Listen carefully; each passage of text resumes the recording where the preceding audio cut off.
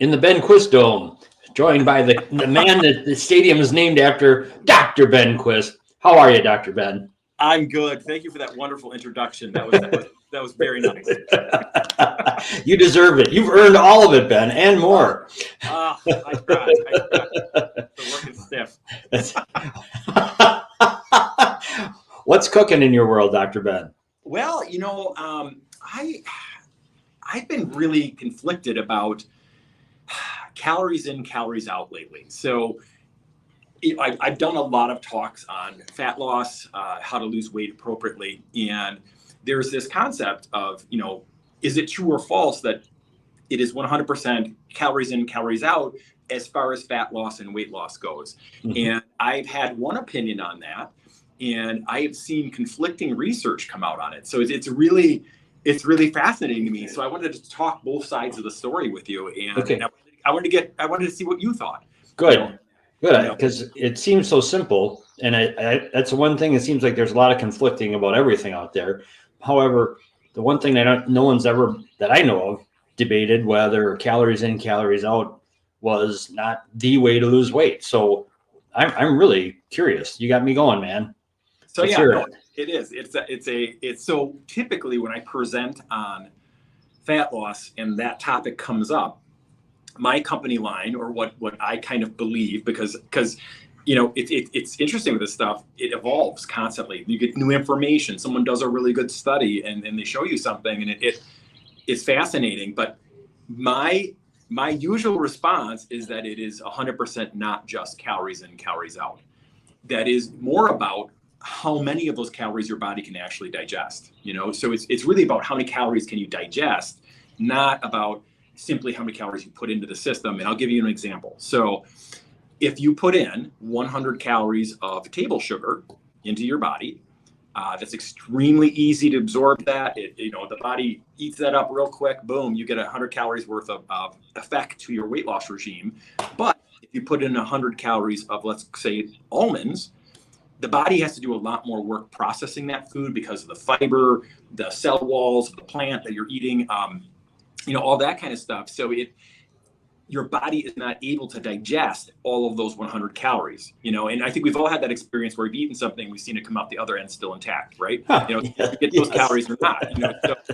So I guess my answer to that has always been that it's very nuanced when it comes to weight loss, and that calories in, calories out 100% is not the full story, because it's about the digestion of the food. It's about how that food affects your microbiome, and things of that nature. It's more nuanced, and it's more complicated than that statement. And so that's kind of where I've been on the issue. And so I saw a recent study, Jack, where they did it was hilarious. They used almonds and sugar were the two things that they used. And really? They designed a study with, a group of individuals where it was over a period of time, and they fed them extra amount of calories using either almonds or sugar, and they measured the weight gain, weight loss, or whatever with it.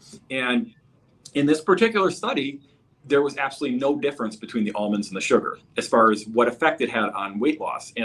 So it was kind of like a slap in the face. I'm like, how could that possibly be? Like, right. There has to be a difference, But there's no difference.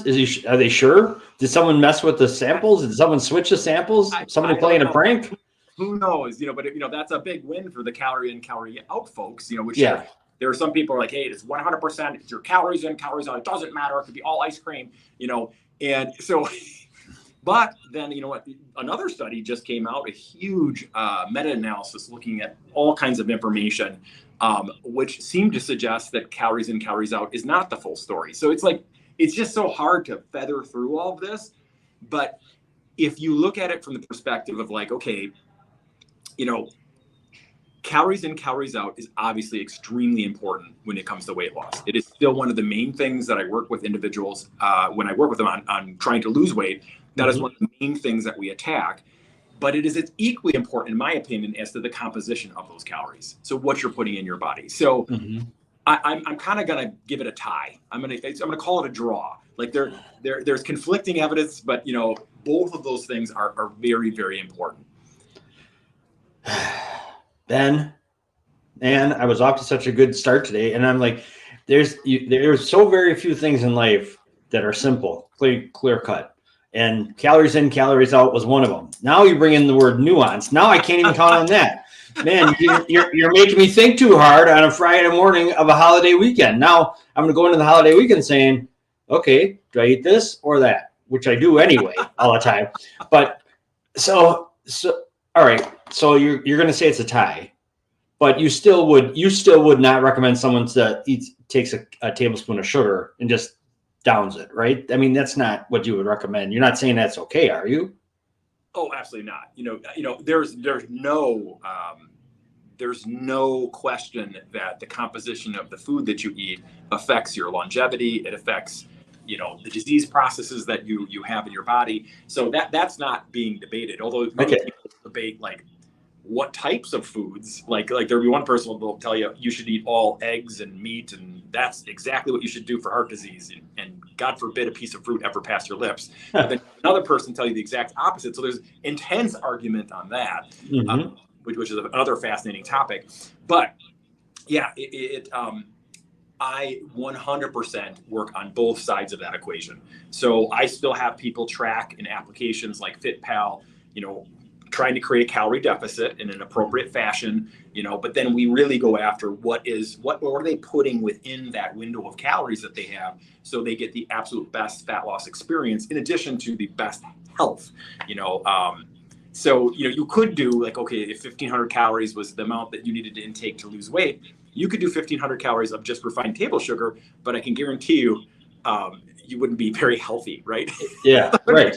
Right. Well, it's diabetes next week. It's not going to be good. It's funny you bring this up in a very intensely divided election year. It's like it's like a tablespoon of sugar is one's a Democrat, and then the almonds are the Republicans, or either way, switch them. You can do whatever you want, but you kind of have to listen to both with an open mind, and be aware of what they're saying and why they're saying it, so that you can make the best choice. It's funny that you say that. I have often thought that, especially when you get into the debate and the argument between like the whole food, plant-based kind of vegan crowd versus the heavy meat carnivore, ketogenic crowd. Like the fights that they have, it's with the emotional fervor of like a political battle, between the left and the right. It's actually hilarious, and then so I really enjoy that. I've had that same thought. That's very similar, but yeah. All right, that should be very scary for you, Ben, if you're starting to think like I think. That's not a good. That's not. You scared me. Now I scare you with that one. Oh my gosh! I hope that never happens again. Yes. Okay, so I'll be aware and open-minded, and the other thing you said that you just caught when you answered that question about the calories do count. Fat loss or weight loss is just one component of a healthy life. Because you brought up longevity and how you feel, because losing weight is when people start on a quest, and it becomes a quest to lose weight. That's all they think about is losing weight. Right. And then I contend, because Margot and I are doing some management here, that when I start thinking too much about food, like what I'm going to eat, I get hungrier then because I'm thinking about it too much. Like, should I have this? Should I have? It's almost like the smart thing would be to like plan out what we have around, what you're going to do. And then you don't have, just like anything else, if you don't have to think about it, it's good. Yeah. Well, yes, I agree. It is, you get too focused on it and, then you end up falling off the wagon.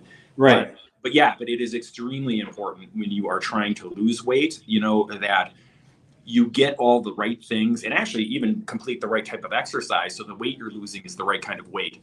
And I've seen that time and time again, where people will lose weight and they're like, wow, I lost 15 pounds this month. And, first of all, it's not physiologically possible, in my opinion, to lose 15 pounds of fat in 1 month. Like that's an impossibility. You maybe can lose a pound or two per week. So maybe that equates to 4 to 8 pounds, but if you're losing much more than that, you're losing muscle tissue, you're losing bone density, you're losing other things that we don't want to lose, water weight, stored nutrients, all that kind of stuff. So again, that's where, being very thoughtful about the composition of the calories that you're intaking, making sure not to go too low if you're doing a calorie in, calorie out type approach.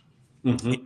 And then also including, really most importantly, is strength training, when you're losing weight, because you will lose some muscle tissue typically, but you want to minimize that. So it's just a teeny little bit, or maybe holding it equal as you're losing the weight. I always call it the holy grail. If you can lose body fat and actually gain muscle, that's the holy grail. And then I've seen that happen a couple of times. And some of my clients, we actually get that to happen. Mm-hmm. So right. That's what we're always shooting for, but it's extremely hard to do. And also, Jack, the dig on those drugs like Ozempic, where it's, again, I always knew it sounded too good to be true. Right. Wow, there's no health risks. It's only going to make you better if you take Ozempic. And now they're finding, wow, those people are losing a ton of muscle tissue, when they're losing that weight, and that's not a good thing. I mean, if you're, same thing as if you were dieting, you need to be on a very thoughtful strength training program. You are going to really have to look at what you're eating if you're going on a drug like that, so that you're eating enough of the right stuff to support your body, But anyways, I don't know how we got on this topic, but because you start talking about food and being aware. But you brought up, you had an email this week that relates to this, what we're talking about. Yes. And I thought that was fascinating, because I've been doing, and I'm still doing, the apple cider vinegar. Why don't you tell, instead of me just talk, why don't you tell us about the email if you have time to do that, please? Yeah, totally. So I'm a big fan of using foods to, help kind of cheat the system, to help my clients get results quicker. I'm not a huge fan of supplements, but I do use some of them. But the cool thing about, if you use a food, for instance, for fat loss, and I'll give you the example, you mentioned one, apple cider vinegar, is that you don't have to worry about all the fraud in the supplement industry. So you don't have to worry that you're getting fake apple cider vinegar, right? You can smell it. It's apple cider vinegar, right? Right. Oh my God. So it kind of counteracts that problem.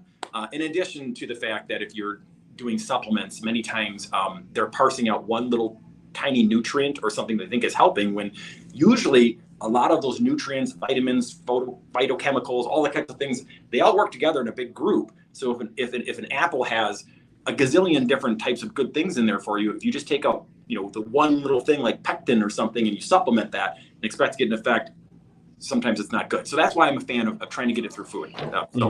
But the other two foods that I have found that stimulate fat loss, and this isn't like, this is just research. I mean, there are study after study after study of individuals, placebo-controlled human studies that have shown that these substances can help with fat loss. Apple cider vinegar was the one that you mentioned, and I'm still taking that as well. Wait, before you go on, you mentioned in your article too that you have a gel cap. Is that the right? I'm not sure if it's that form. But usually you're staying away from those. Usually you say do the real thing, like whether it's food or something like that. So I was surprised by that. So apple cider vinegar is so disgusting to take. Like if you dilute it in water and take it with a straw, like you're supposed to do, it's just nasty, right? I mean, I don't know if you've done that. It's not. That's the only way I can do it. It's super disgusting. You have to kind of hold your nose and drink it down real quick. So that's where the gummies come into play, where this brand, I was actually really, really impressed. My issue with the gummies many times is that they have tons of sugar or artificial sweeteners in there to make them taste good, so that they taste like a candy. Right. This guy produced gummies that have allulose as the sweetener, which is something that I've done an YouTube episode on. It is a rare sugar that actually seems to just have healthful benefits, because it's almost like a fiber. Your body can't digest it, but it tastes just like table sugar. It's actually amazing. So you've told us about that before. The allulose. We talked about that on your show. Yeah. But yep. Allulose is I think a great sweetener to use. I use it with my family, my kids, myself. If I want to sweeten something up a little bit. But I was shocked to find that in this product that he used that to sweeten them, and they taste great. They're not, allulose is a little less sweet than sugar, so they're not super sweet, but they taste good. So it's just a way for someone to get that apple cider vinegar in where it's not such a pain in the butt. Because you got to put it on a salad, or you got to dilute it in water. You got to drink it. It's hard to take it with you to work. So if I'm having someone do 2 divided doses of apple cider vinegar, they would do the one, in the morning or something at home, but then they can do the gummies later in the day. So it allows for that. So that's why I kind of brought those up. Cool. the email. So apple cider vinegar and the other two foods I'm going to talk about, they work because they basically amp up something in your system called AMPK, which is an enzyme that your body produces that basically switches you from fat storage mode to fat burning mode. So it's really cool that you can like intake certain foods and like flick that switch. I mean, wouldn't that be great if you're like, I want to go into fat burning mode now, click, like you can kind of do that because when you take apple cider vinegar in, it does that. Other things that do that as well, exercising does that, calorie restriction does that, so there's a bunch of different things that kind of flip that switch that say, hey, we need to burn some fat versus storing. Obviously, the thing that flicks the switch towards storing fat is eating lots of food and eating lots of saturated fat, so if there's a surplus of food, your body obviously switches back the other direction. So I've seen really good results. I had one client who I have on this protocol who's lost 5 pounds in 1 month, and it's been all body fat. And I have another client, he's been doing this for 2 months now. He's lost close to 10 pounds, and it's all fat. He hasn't lost any muscle tissue. So it's really cool. So the other two AMPK boosters that I've been putting in are black cumin, which is a seed. It's not the normal kind of cumin. You can get it on the internet, on Amazon. There's also substantial research on that substance, that spice being very, very healthy to intake. We know about there's many spices like turmeric and actually regular cumin. Like a lot of these spices are very, very good for you. So this falls into that category. So a little bit of ground up black cumin seeds, and if anybody wants to know what brand I take, I am happy to give you that information because it's kind of like, what am I supposed to be getting? But they look like these teeny little seeds. They actually taste really good. They don't taste anything like cumin. They taste more like licorice. So I've just been adding them into my protein shake in the morning. So I put the apple cider vinegar in there, 1 tablespoon. I put in the black cumin, a little pinch. And then the last one is barberries, which is a Middle Eastern type of it's almost like a cranberry, but you can get those dried on Amazon, or you can get them at Middle Eastern grocery stores. But it's, again, another food, so I usually throw a tablespoon of those in there as well. So I'm putting in 3 different substances that can kind of amp up my AMPK production in my body so that I am staying lean and trim and helping my clients do so as well. So Ben, now this isn't the reason I'm shaking my head. You're putting these in your shake. Now, this isn't the shake that you were on one time and you said to us, for flavor, I'd give it about a C-. Tell me it's not that C. Tell me it's not the C- one. So these 3 substances don't really change the flavor of the shake very much. So okay, then you can add in whatever you want. My preference would be some leafy greens and some berries and some type of plant-based protein powder, blah blah blah. Whatever you put in there. But this doesn't change the flavor much. That one that's like a C- is that one where I was putting the natto in there, which is the fermented Japanese soybean. I still put that in my shake because it is so gross tasting that I cannot stomach it, eating it out of the jar. So I have to put it and hide it in the shake. But it definitely changes the flavor of the shake. So Ben, just so you know that I'm reading up on when I see a Ben Quist email, check out my headline. Can you see it under my name? Oh, what does it say there? Oh, it's so small. I can't even read it. It says "Kiss my amp." Oh, that's awesome. Great. Well, so it's such, and actually, what's fascinating, I read in another book by a physician who was talking about this pathway. It's one of the major things that they think if you can affect it in a positive way, it actually helps you live much longer, which makes sense, right? Because it's something that's going to cause you to stay lean, and it's something that's going to cause you to, keep a healthy body fat. Obviously, that would help you live longer. But so there was a whole chapter in the book about making sure to keep this pathway strong in your body so that you live a long and healthy life. And so I thought that was really cool. In the book, he went over all these substances. Actually, where I got the idea for the other 2 that I've added to my shakes now. And I started to look at some of the research because this guy quotes so many studies in his books. It's unbelievable, but yeah, there are like 500 studies on black cumin. It's crazy, so cool. Yeah. How did we really switched around on topic? Well, but all food and all kind of health and total. So, but 2 things. So the newsletter, or would you call it a newsletter? Is that what it is, Ben? Your email? Yeah, it's just a weekly I do just on topics. Anybody can sign up for that. You don't have to be a member of the gym. And All over the world now subscribe to our list. We got 15,000 people on that email list, which is pretty cool. that is pretty cool.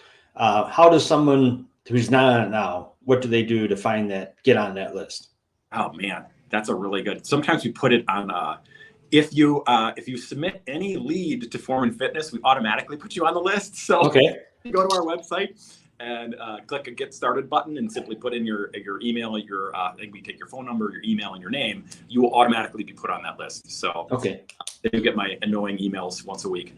No, they're fantastic. I mean, it's almost like a macronutrient for your whole being, because you put you cram a lot of good shit into a very small, very edible.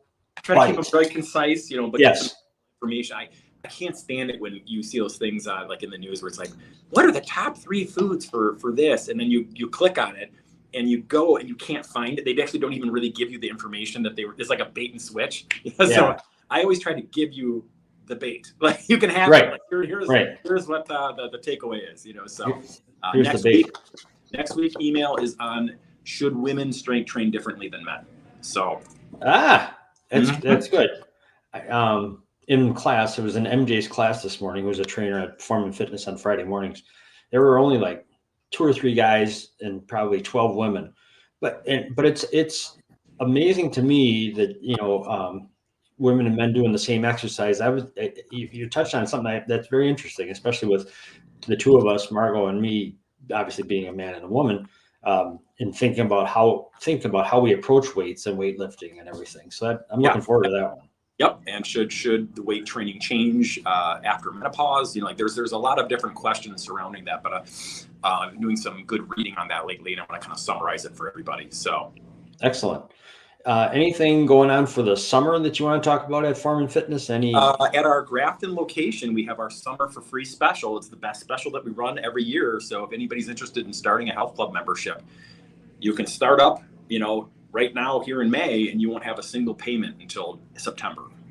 Okay. So you can start up, get the summer free, get Ben's blurb. I won't call it a newsletter, email. Maybe we should call it a burp, because it's easy to digest. It's a good way to start without any type of heavy commitment into a better life, really. So how you feel is pretty important. It affects a lot of things. I always call it the base. We all work on trying to make money and save for retirement and all these other kinds of things, but none of it matters if you're not healthy. Right, for sure. Okay, cool. Well done, Ben. I have a question for you, because you talked about this last week. The supplement that you always have recommended is creatine. Mm-hmm. And that's a good one. What is there a certain, I know, is Bulk or something you said? Is that the name of the brand? There's a brand called Bulk Supplements. You can get it on Amazon. That brand has tested well for actually putting, I'm such a supplement companies just drive me insane. There's so much fraud in the industry. I could go on a rant for like a half hour, but that one has come out really well. And it's also super, super cheap, okay. Creatine's so cheap, I don't even think they probably counterfeited, so, it's not an expensive supplement. So, cool. Very cool. All right. You got anything cooking with the family this weekend? What are you up to for the holiday?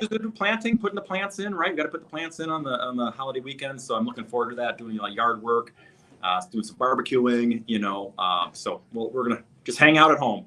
Good. That's a good weekend. It's supposed to be good. Sunday's not so hot, but the rest of it's pretty good. Yeah, it looks like Saturday's going to be good. So and all the stuff you're talking about, the functional fitness is important when you're planting trees and lifting and bending. It's super. Yeah, it's funny. I was doing some gardening last week, and I was just thinking about it as I was doing it.